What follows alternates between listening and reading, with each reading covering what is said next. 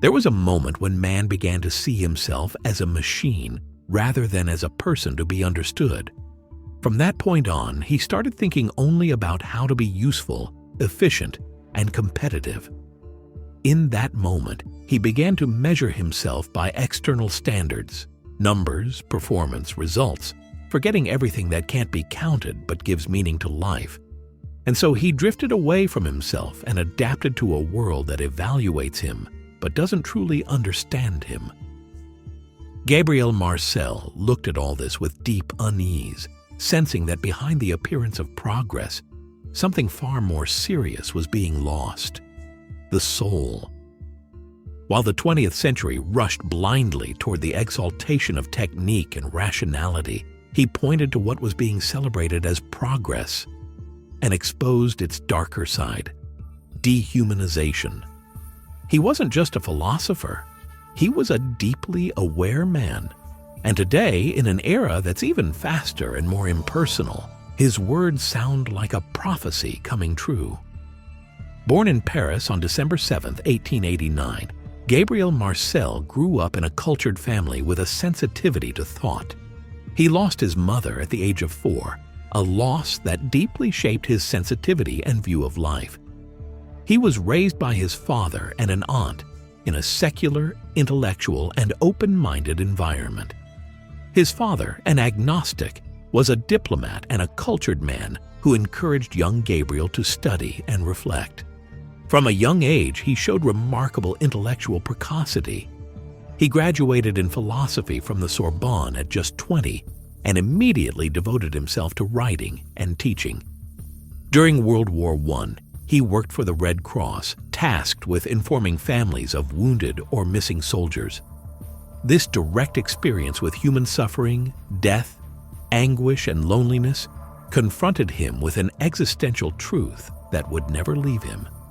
His philosophical, theatrical, and critical work developed in parallel. He disliked rigid boundaries between genres. For him, philosophy was a way of life, not a theoretical system. He wrote plays, essays, journals, and philosophical works in a lively, human, and engaging style. The education he received kept him away from religion and any form of faith. But that distance wasn't a refusal, it was a search, a slow, personal search, full of doubts, inner experiences, and confrontation with human pain. It was only in 1929, after a long journey, that he chose to convert to Catholicism. It wasn't a formal adherence or a sudden break with the past, but the acknowledgement of a truth he had felt for a long time.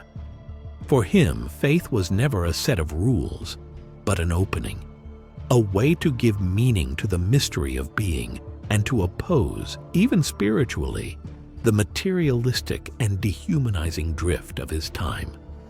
Marcel was married to a pianist and had no children, but he always lived immersed in a rich intellectual environment. For years, he hosted weekly philosophical gatherings at his home, attended by thinkers like Jean-Paul Sartre, with whom he had a long and complex intellectual relationship. Yet, although often linked to existentialism, Marcel always distanced himself from that movement. He rejected Sartre's radical pessimism and nihilism and preferred to speak of a philosophy of existence rather than existentialism. For him, the human being is not condemned to freedom, but to mystery. Life, then, is not a project to be built in a vacuum, but a reality to be discovered in its most authentic depth. Man is not just a rational subject, but an embodied, relational being, capable of communion and presence. And presence is precisely the key word in Marcel's thought. Modernity, in his view, has created a fatal illusion: the idea that everything can be explained, controlled, and dominated. In this pursuit, man has been reduced to an object, a function, a number. This is the objectification Marcel forcefully denounces: the way human beings are treated as external things, measurable, manipulable. But when the sense of subjectivity is lost, the possibility of real relationships is lost as well. The other becomes a means, not an end, a role, not a person. In his play Le Palais de Sable, The Sand Palace, Marcel tells the story of a man incapable of recognizing his daughters as subjects. He treats them as objects, as property, and in doing so, he degrades himself, empties himself, and disappears. For Marcel, this is the tragedy of our time, a humanity that has stopped looking each other in the eye, that has replaced dialogue with information, presence with connection, mystery with mechanism. Against this drift, Marcel offers a philosophy of mystery. Not everything can be explained. There are dimensions of existence like love, hope, faith, and suffering that can't be reduced to formulas or systems. They must be lived, felt, experienced.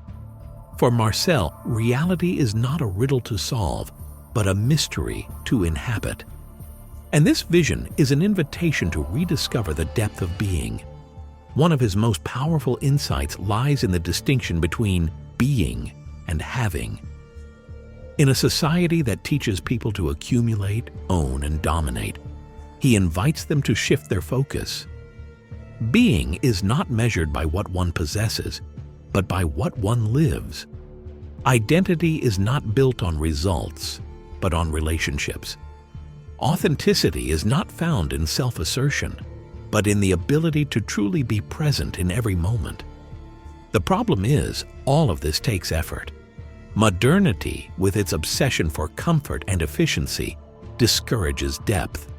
It teaches people to avoid pain, to silence doubt, to stay constantly distracted.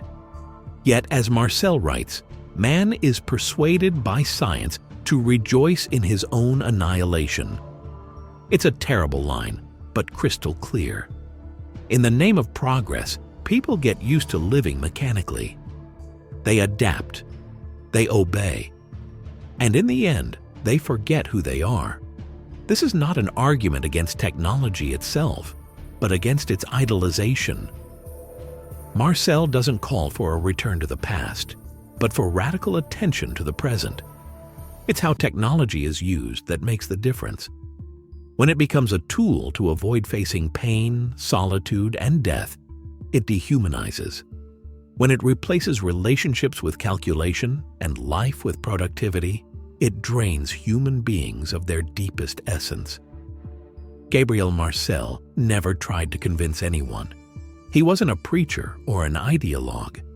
He was a man who listened to life, to suffering, to the other. He died in Paris on October 8, 1973, at the age of 83. He passed away in the same city where he was born, surrounded by the books and ideas that had accompanied every phase of his life. His death marked the end of a deep and coherent intellectual journey, but his works continue to live on and inspire generations of philosophers, artists, and thinkers. His philosophy does not impose itself, it walks beside. And for that very reason, it is more necessary today than ever.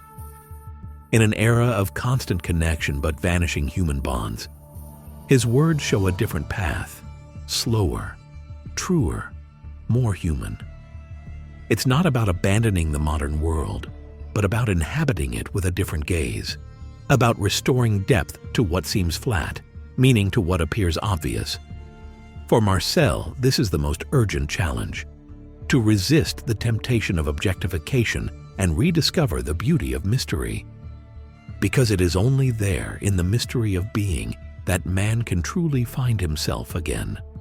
And so, in the midst of notifications, images, and performances, maybe only one real question remains. What does it mean to be?